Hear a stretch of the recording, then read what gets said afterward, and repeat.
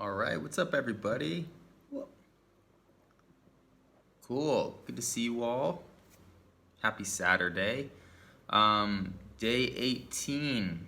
It's an integration day, so we're going to integrate the technique of rotation of consciousness and, um, you know, of course, allow you the time to experiment with this exercise on your own. I just wanted to highlight before we get into like the heavy duty experimentation.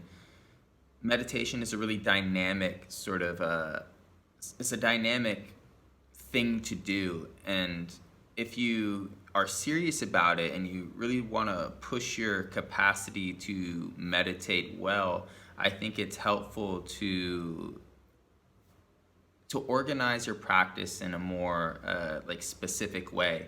That there are things you can do to develop focus. There are things you can do to develop sensitivity. Essentially, you can break your practice time, your days, your weeks, your minutes, your hours into drills, and then you can separate the drills, which are fundamentally what I've been teaching you.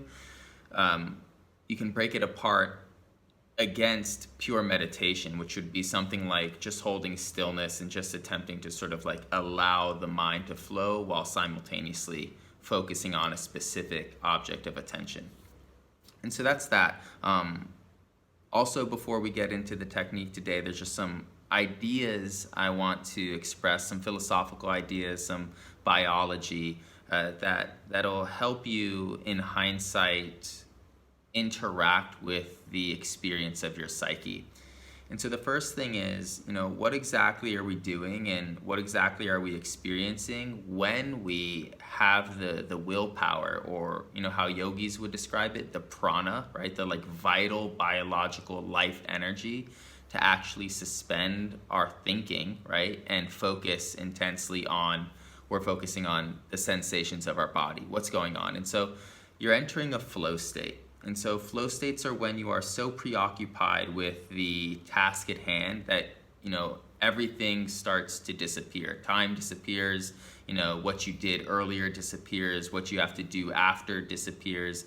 Essentially, your reality becomes this tiny little moment or this tiny little experience. And that you can experience that in many ways. You can experience that if you're cramming to get some work done before a deadline, or you can experience it when you're doing something that you love, like running or bicycling or playing an instrument or swimming or having an amazing conversation with a friend.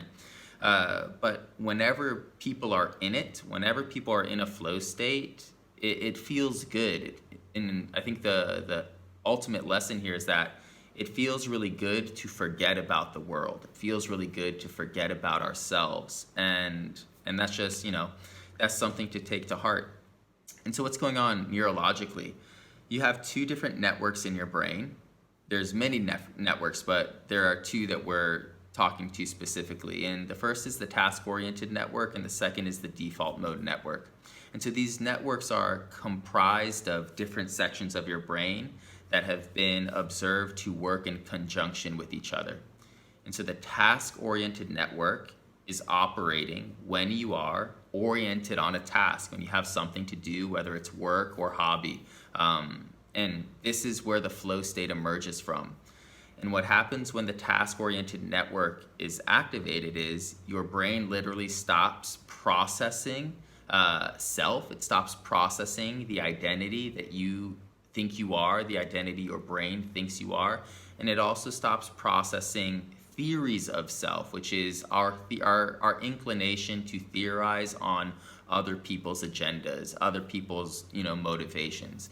And when all of that shuts down, we're sort of like we're permitted this breath of fresh air, this breath of mental quiet, this breath of mental peace. And so when you're meditating, you're trying to focus, you're essentially trying to activate this network in the brain. And then when you get distracted, the default mode network kicks on, and its nature, the nature of its name, this is our default. We're sort of wandering through thoughts, thinking about everything and thinking about nothing. And this is sort of the psychological fog that we all might feel when we are either overwhelmed or disconnected from what meditators sort of label the present moment, the freedom of the now. And so we're sort of operating between these two modes. When you're trying to focus, you're trying to shift everything into this task-oriented network, which is really cool, right? You're sitting there and you're trying to light up this specific section in your brain. And so yogis also sort of observed these patterns of the mind, and they came up with 3 laws. And I think, through my studying of these laws, it really helped me interact with my practice and sort of diminished my tendency to judge myself and specifically my thought process. And so the first law is the law of continuity, which means you're always going to end up being distracted at some point, right? So you're never gonna meditate for 30 minutes and not have your mind wander. And so that's really good to know. And so you're always shifting between task-oriented mode and default mode network. But just because the mind is thinking doesn't necessarily mean that you aren't focused. And as counterintuitive as that seems, it'll start to make sense the more you practice. So that's the first of 3 laws, the law of continuity. The second of these 3 laws is the law of association. So when your mind is thinking, when you're in the default mode network and you're theorizing about who you are and what the world is and who other people that you know and don't know are or what their motivations are, your brain is trying to put together a puzzle that it ultimately doesn't know what it looks like. It's trying to make sense of a mystery. And so it's building all of these associations and organizing them into agendas that you may or may not be conscious of. And so that's a beautiful thing. Back to the conversation of the mind is a miracle. You have sort of this supercomputer in your brain that by itself is making sense of an infinitely complex reality. And the only way we can make anything resembling an educated guess or an intelligent choice is because of that thinking. And so when your mind wanders, pay homage to it. And then the last of these 3 laws is the most useful. It's the law of relativity, meaning that when your mind thinks up anything, let's just say it's a little bit of impatience in your practice or a little bit of fatigue running through the drills of the rotation of consciousness, and so you feel this impatience and this fatigue, it's not necessarily your fatigue. It's the fatigue, it's the hypothesis or the assumption of your brain, of this supercomputer. And you have the choice. If there's any point where we have free will, you have the choice to agree or disagree with yourself. And that's sort of the fulcrum in which a meditator is learning to leverage. And from this ability to see that the brain is relative to itself, the yogis surmise that we are not our thought process, we are not the identity, we are not our names, we are not our memories, we're something else other than that.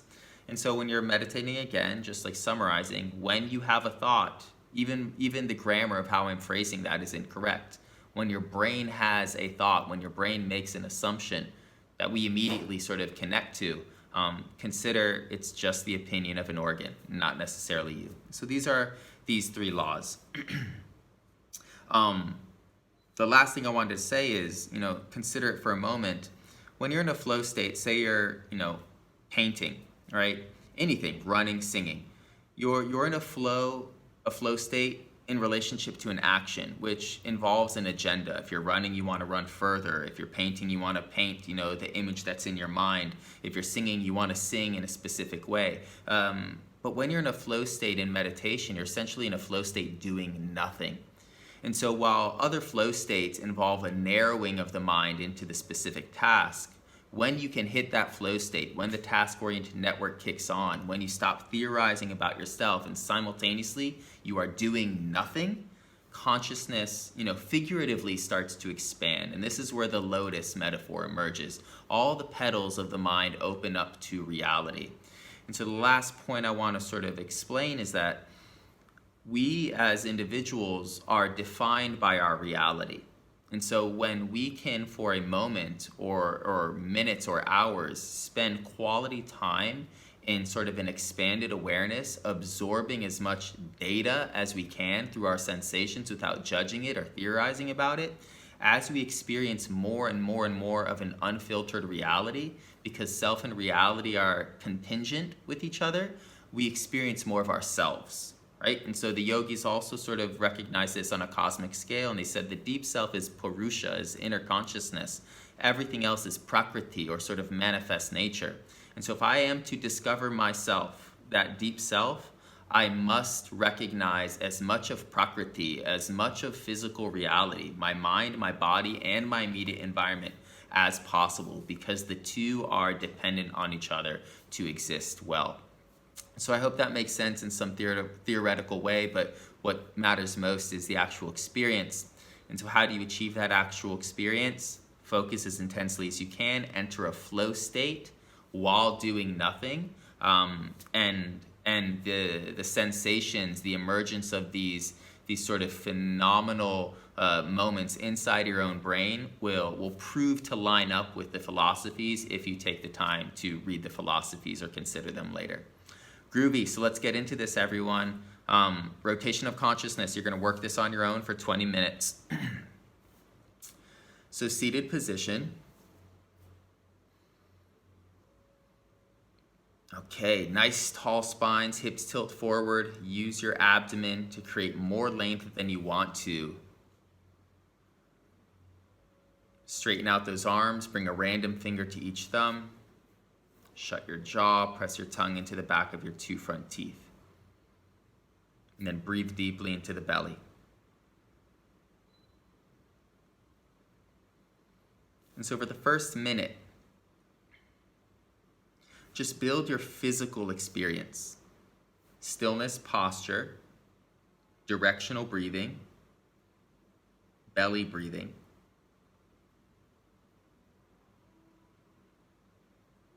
Think about chanting or humming so you can feel the resonance and the vibrations that naturally occur within the body. That's your focus point.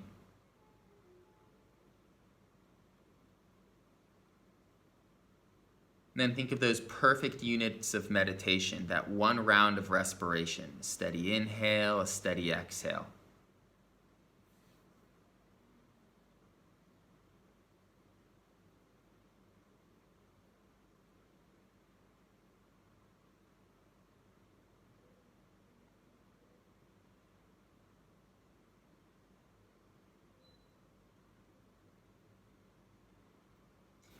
And so for 15 minutes, uninterrupted, what I'd like you to do is scan your body in any pattern you choose. I would suggest moving from the head down to the feet and then back up. At first, move slowly. Take the time to feel tissue, bone, blood flow in your eye, in your lips, in your chest. And then start to move more quickly and more erratically. Again, the metaphor I've been using is like a fly buzzing around you. And so for 15 minutes, stay committed to this agenda. And the measure of success is that you're just learning to feel your body in a more intimate way. When the mind inevitably distracts, appreciate that that's normal. Appreciate it as a miracle. And then return to the process. Let's all take a deep breath in together. Slow exhale together.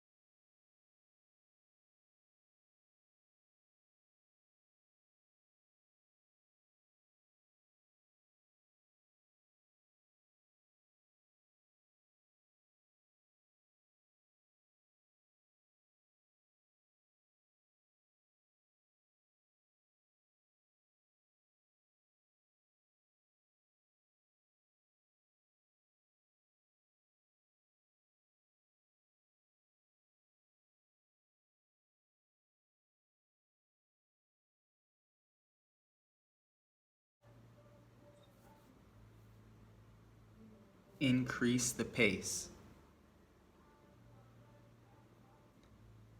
And shift your attention a bit more erratically, spontaneously.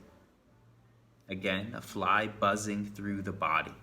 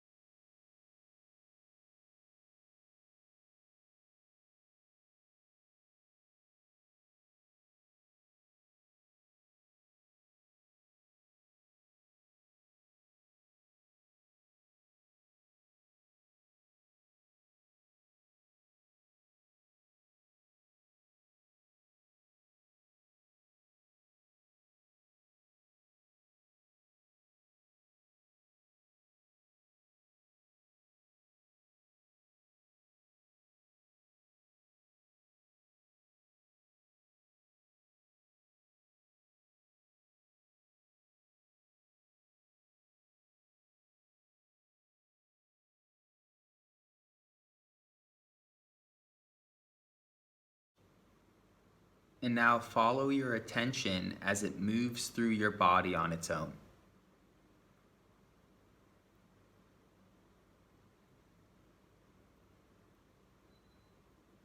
Trail your mind as it scans through the body.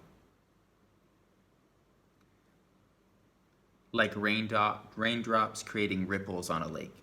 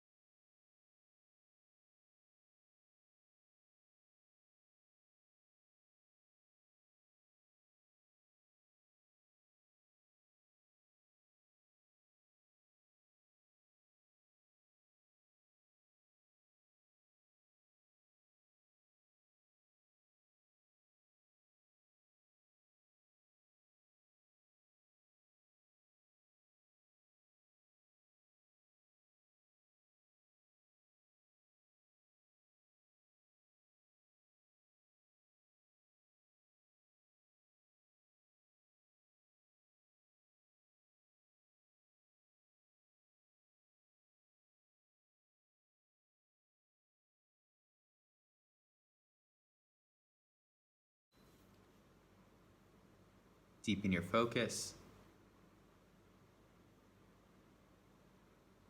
Feel how the mind moves. Again, the touch of perception.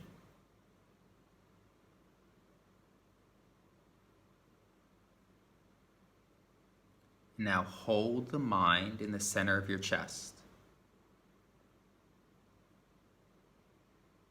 If you need to wake up, hold your breath. Build CO2, collect prana. That's going to wake up the brain. Hold the mind in the center of the chest. The metaphor is like catching a fly in a glass.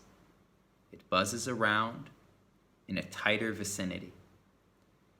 And as you contain the mind second to second to second, repeat, now I am meditating. This is meditation. And it takes a ton of energy and a ton of presence. But this is it.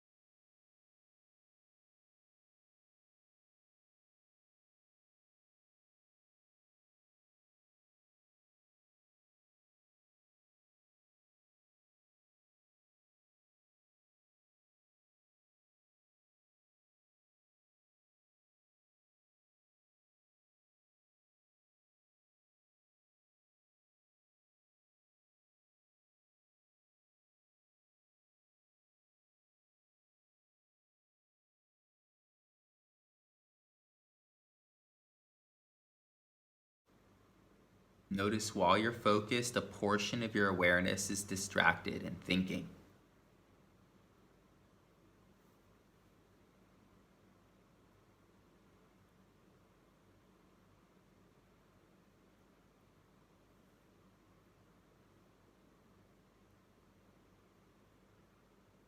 Law of continuity, the mind will always think. Meditation is not about turning the mind off. The languaging of an empty mind, the languaging of nothingness, the languaging of nirvana, extinguishing self, refers to the task-oriented network where your brain literally stops processing identity. Focus more.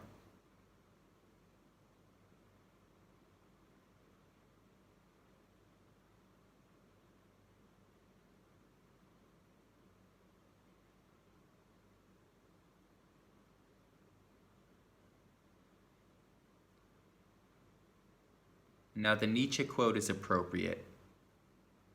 Stare into the void long enough, and the void will stare back. So there's something in there.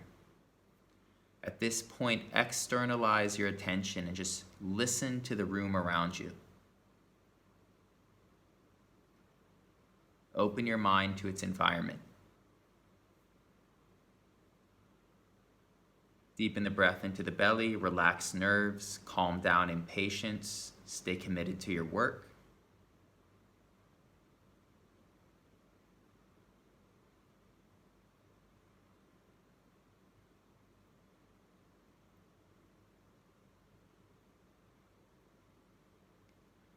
And in the midst of the experience, consider everything that is not me, everything that is external to this inner self defines me.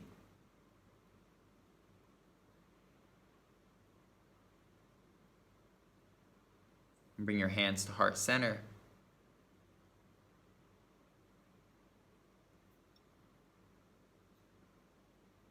Come back to the buzzing in the center of the chest.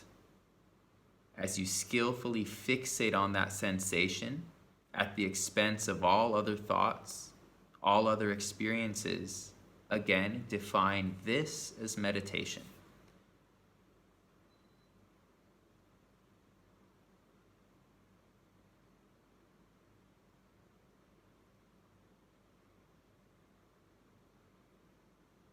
Thumb knuckles to third eye center. And hopefully at this point, right, at this moment in our challenge, this closing ritual is starting to make a little more sense. Put a little more pressure into the hands and into the forehead. Feel that starve sensation. That is the target. That is the bullseye. Slow down your breath. And with all your power, attempt to focus more. Dial in to only that sensation. And notice how difficult it actually is.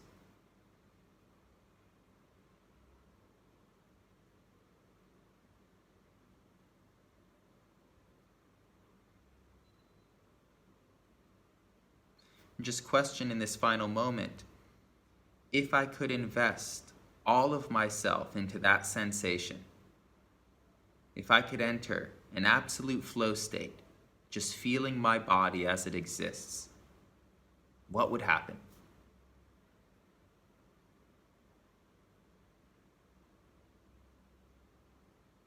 As you exhale, empty your lungs, hold your breath, release your wrists to your knees, bring a finger to each thumb, hold the breath for as long as possible. When you need to inhale, keep the eyes closed. Take a mindful breath through the nose and again hold the breath. And so we're closing with one round of kumbhaka, breath retention, collecting CO2, waking ourselves up.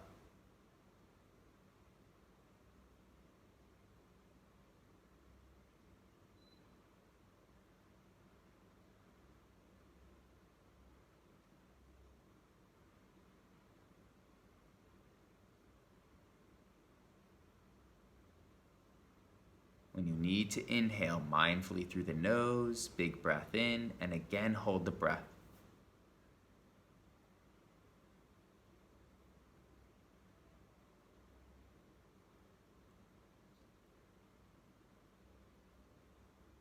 And so notice holding the breath technically makes it easier for you to feel your body, which would make it easier to focus on those specific points,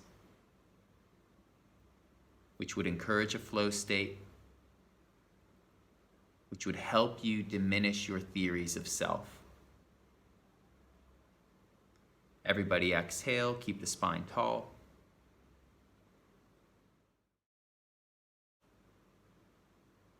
With your next breath in, open the eyes. I am no longer meditating.